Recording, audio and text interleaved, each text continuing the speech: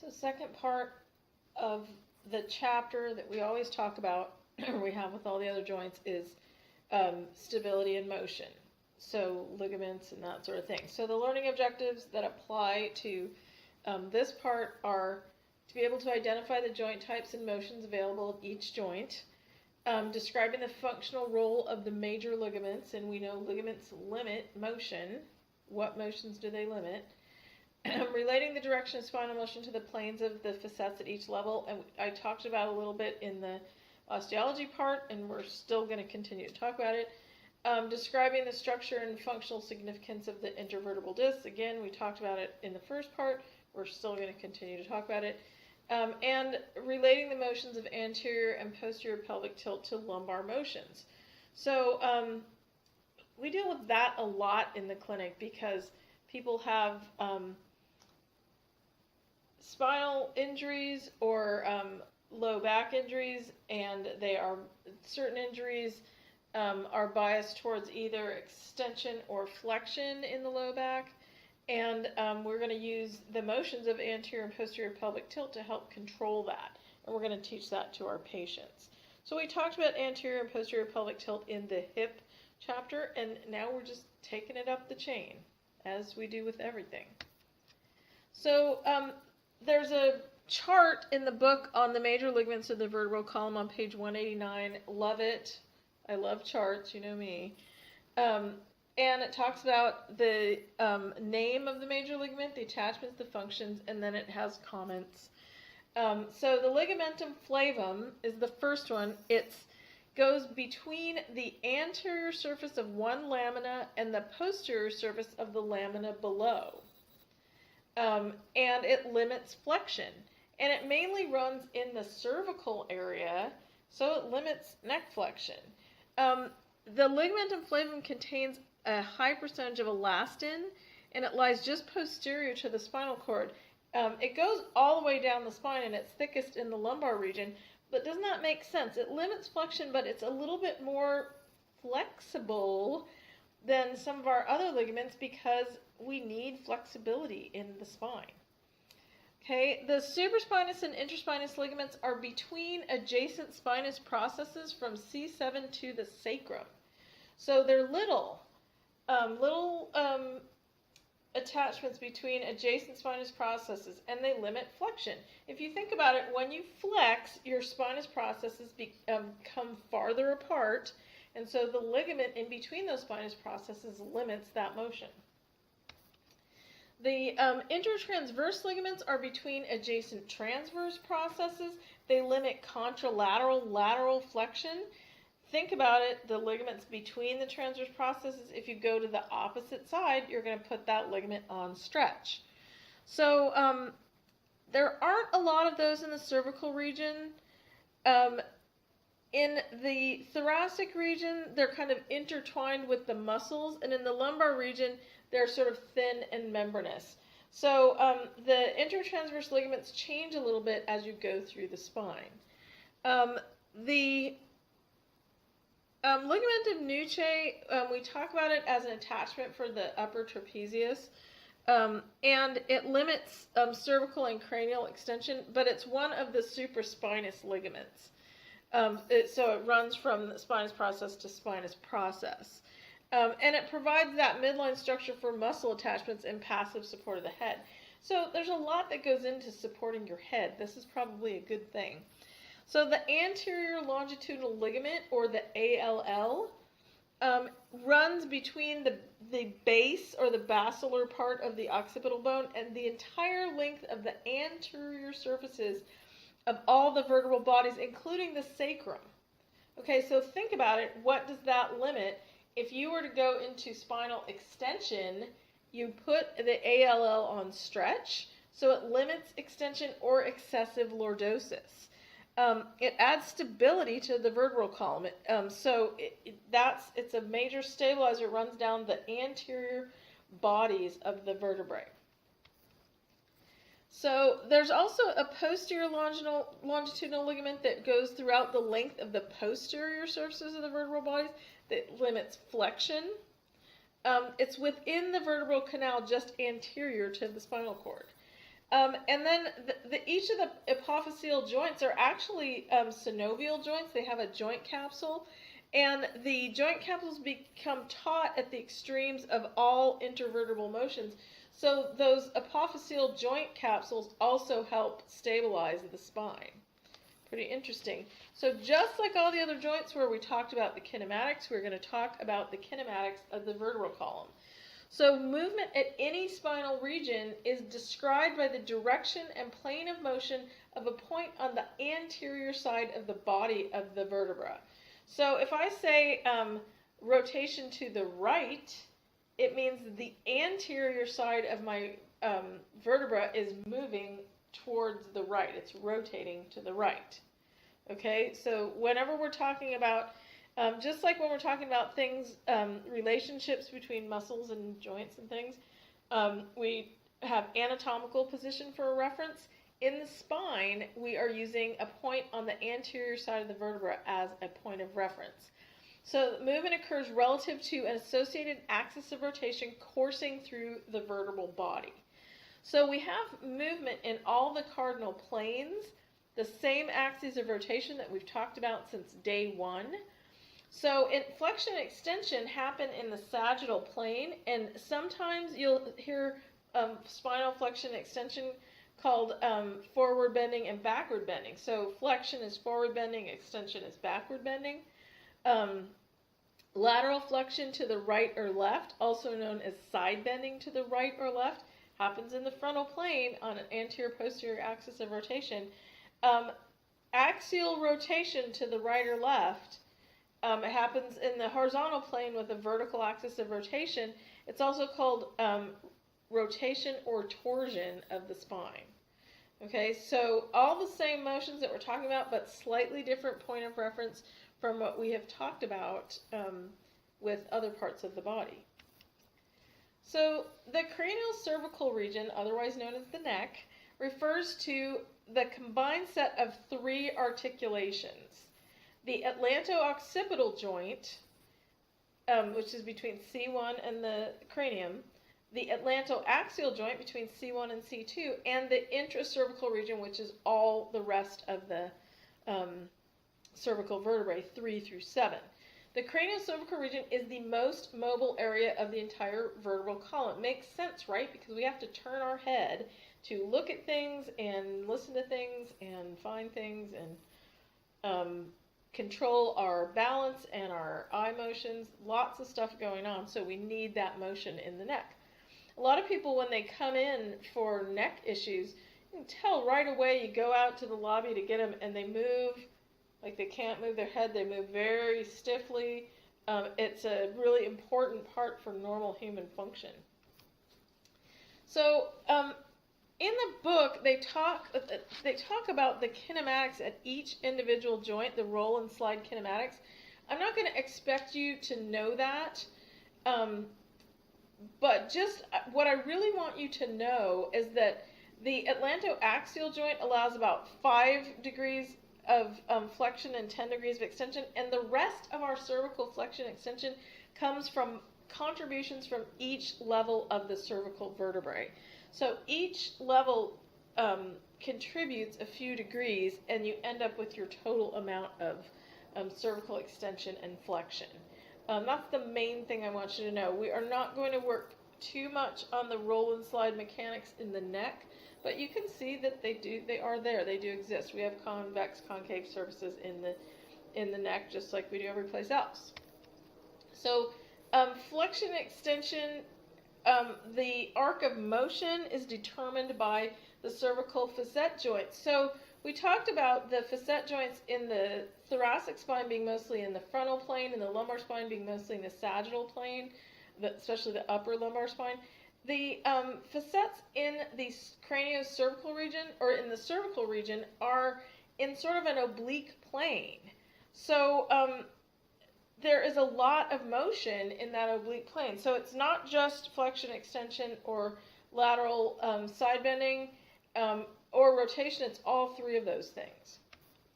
So axial rotation of the head and neck in the horizontal plane is an important motion. It's integral to vision and hearing. It allows a visual field that approaches 360 degrees without moving the trunk. When you include your peripheral vision, we can really have a wide visual field. The atlantoaxial joint is responsible for about half of the rotation that occurs in this region, and the rest is from small contributions in the rest of the cervical vertebrae. So the rotation of the head is the result of C1 moving on C2, on a fixed C2. So C1 moves and the head goes along with the movement. That's how it works. So, and it's guided primarily by the oblique orientation of the facet joints in C2 through C7. So the combined motion of the joints allows about 45 degrees of rotation in either direction. So, you know, yay, we can move our necks. Lateral flexion is about 40 degrees of lateral flexion to each side. The motion occurs mainly between C2 and C7. So between C1 and C2, it's mostly rotation. So lateral flexion is mostly coming from the lower cervical vertebrae. Again, motion is guided by the incline of the facet joints. So some horizontal plane rotation is mechanically coupled with lateral flexion. So you'll find this summer in test and measures class when you're doing goniometry, it's really hard to get pure lateral flexion without getting a little bit of rotation in there. So that's something you want to look for as a substitution motion for people who are restricted when you're doing goniometry. So we're going to talk about flexion extension in the thoracolumbar region, meaning the whole thoracic and lumbar area for flexion extension. So the combined motion of thoracic, lumbar, and lumbar vertebrae allows about 85 degrees of forward flexion. So when you bend over to touch your toes, some of it is coming from that long arc pelvic on femoral action that we talked about when we were talking about the hip. But a very large portion of it comes from the thoracic and lumbar spine. A large amount of that 85 degrees, about 50 degrees of it, occurs in the lumbar region, and it's linked to facet joint orientation. So large amount of flexion are important for activities such as bending forward to pick up an object from the floor. So if you're a hunter-gatherer and you have to go pick berries, you have to be able to bend over to get the good berries that are down at the bottom. If you need to bend over to pick up your child, you need that large amount of flexion in your thoracolumbar region. And again, just like in the cervical spine, each level of the spine contributes a little bit to that total motion. So thoracolumbar region permits only about 35 degrees of horizontal plane rotation in either direction, which occurs mostly at the thoracic region because of those frontal plane oriented facets. Lateral flexion of the thoracolumbar region is typically limited to about 45 degrees in either direction. So when we have disc issues, I was saying earlier that, or in one of the earlier lectures, that most people over 30 have some kind of disc problem. It might not result in pain, so you probably don't know about it. Sometimes it results in pain and then you know about it. But with time or excessive pressure, lifting and things, the nucleus pulposus might ooze through cracks that are created in the annulus fibrosus from wear and tear, causing a herniated nucleus pulposus. And because we see this so often, it has a nickname, which is HNP. So HNP can cause local or radiating pain down the buttocks and leg. So there are different levels of it, and they're shown in this slide here. The first level being a protrusion, where it's just a little bit misplaced. And that is sometimes known as a bulging disc, and many of us have it. So it can create a pressure bulge on neural tissues. It can often be corrected with positioning. So people who have a bulging disc or herniated nucleus pulposus in the protrusion stage, you can teach them lumbar extension to treat that. Okay, when it's prolapsed, it means the displaced nucleus pulposus reaches the posterior edge of the disc, but remains confined within the outer layers of the annulus fibrosus. So it got to the edge, but it's not outside the edge.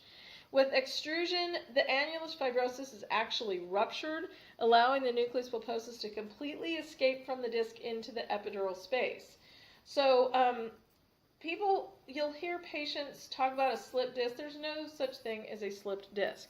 What they're talking about is disc herniations. And so usually by the time they get to the point where people when they describe it as a bulging disc, it's a protrusion or a prolapse. When they describe it as a slipped disc, it's an extrusion or a sequestration. So the sequestration, parts of the nucleus pulposus and fragments of the annulus fibrosus become lodged within the epidural space. So my analogy for this is squeezing toothpaste out of a tube. So you just start to squeeze the toothpaste and the toothpaste moves inside the tube. That's the protrusion. It squishes up to the end. The prolapse is where it's just starting to come out of the top of the tube of the toothpaste.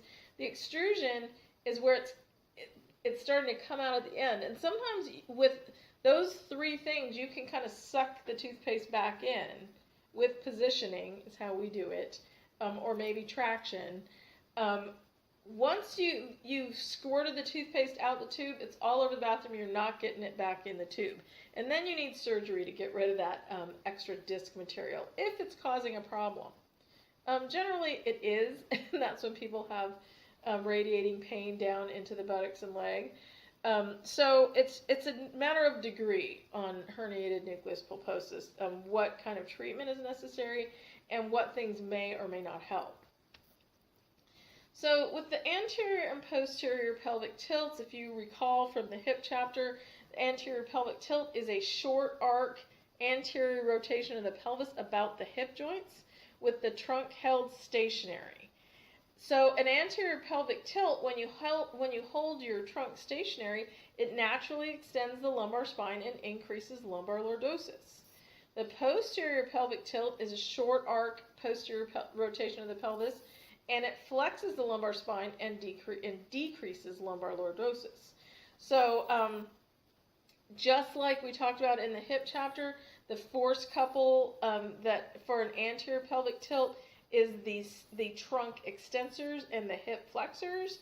For the posterior pelvic tilt, it's the trunk flexors and the hip extensors.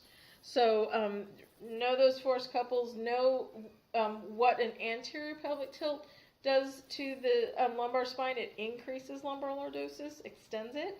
A posterior pelvic tilt decreases lumbar lordosis. It flexes the lumbar spine. So the lumbosacral junction is the articulation between L5 and S1, where the weight of the entire trunk and upper body is transferred to the pelvis. The facet joints of L5-S1 are the only lumbar facet joints that are oriented close to the frontal plane to prevent the lower spine from translating downhill. In that lower picture, you see that. So excessive anterior translation of the lumbar spine relative to the sacrum is called anterior spondylolisthesis. And it can be caused by trauma. In the picture, we have a fractured facet joint. There are some other causes that you'll talk about in your orthopedics classes. And with anterior spondylolisthesis, it's something that you definitely want to avoid more extension, but it's definitely something that needs to be treated. The sacroiliac joints are formed by the articulation of the sacrum and the iliac bones. And the primary function of the SI joints is to allow the wedge-shaped sacrum to transfer forces of body weight to the pelvis and lower extremities. The SI joints typically allow little motion, but they are not fixed joints. There is some motion in the SI joints. So a lot of times in PT, we're treating people with SI dysfunction. We're looking at their alignment and their and if those joints are a little bit rotated, it can actually impinge on those nerves and cause pain. The nice thing is it's a pretty simple intervention that we can do that can really help people a lot. So the natural motion of the sacroiliac joints with hip motion, it's called a nutation, which is anterior rotation of the sacrum relative to each ilium, and counter nutation, which is posterior rotation of the sacrum relative to the ilium. These movements are described by the movement of the sacral promontory or the anterior edge of the sacrum. Bear in mind, however, that nutation and counter nutation are not active movements. They are accessory movements to hip movements. So you cannot volitionally or voluntarily do nutation and counter nutation. They are what happens to the sacrum when other stuff moves. Okay?